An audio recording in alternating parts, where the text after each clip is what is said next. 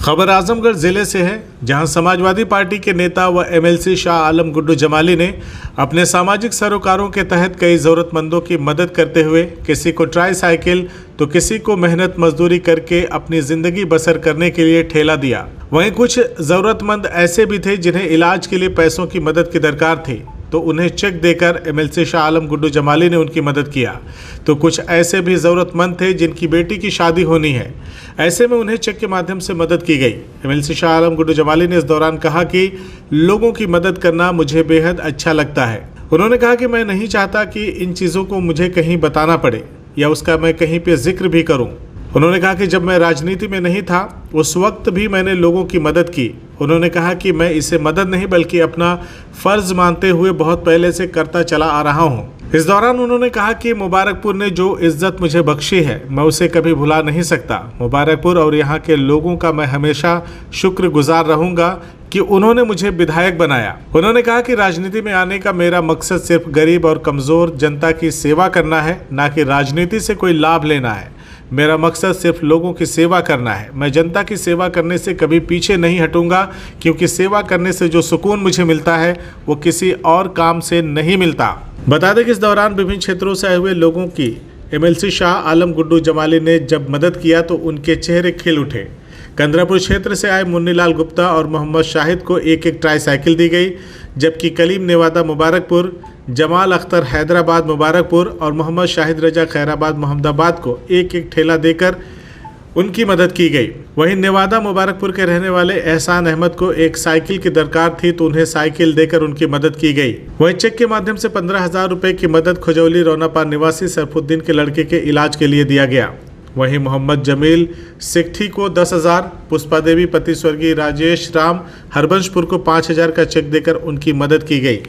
सच्चाई ये बताऊं कि प्योरली समाज सेवा है, कोई ना तो सियासत है ना कोई ऐसी सरकारी योजना है। आप देख रहे हैं ये सब हम करते रहते हैं, और पहले भी मैंने कहा, इसलिए उसको बार बार दोहराने का कोई बहुत मतलब नहीं है।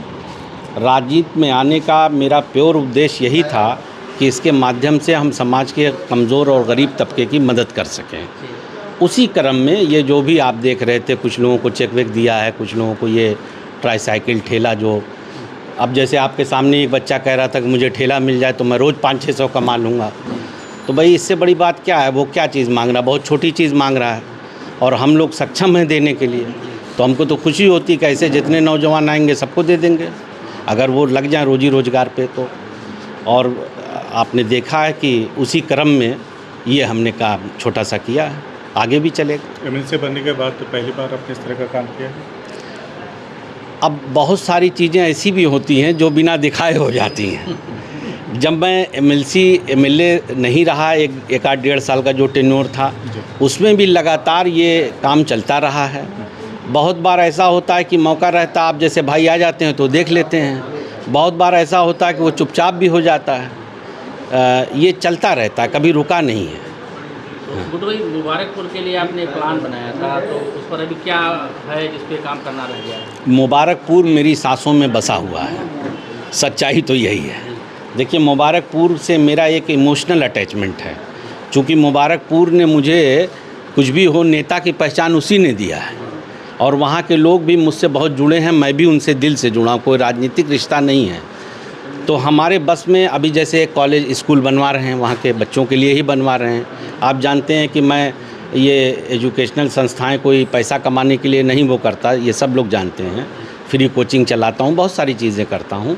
तो अभी वो बन के तैयार होगा, उसमें हम बच्चों को पढ़ाएंगे, और भी बहुत सारे प्रोग्राम इस तरह के हैं मेरे। और देखो, ये भी है कि ऊपर वाला इसके लिए स्ट्रेंथ दे, क्षमता भी हो और शरीर भी साथ दे, लेकिन जब तक जिंदा हैं मुबारकपुर की भलाई के लिए काम करते रहेंगे। CIB इंडिया न्यूज़ की सभी खबरों को देखने के लिए लाल रंग की बटन को दबाकर चैनल को सब्सक्राइब जरूर करें, घंटी जरूर दबाएं, ताकि हमारी सभी खबरों के नोटिफिकेशंस आप तक पहुंचते रहें।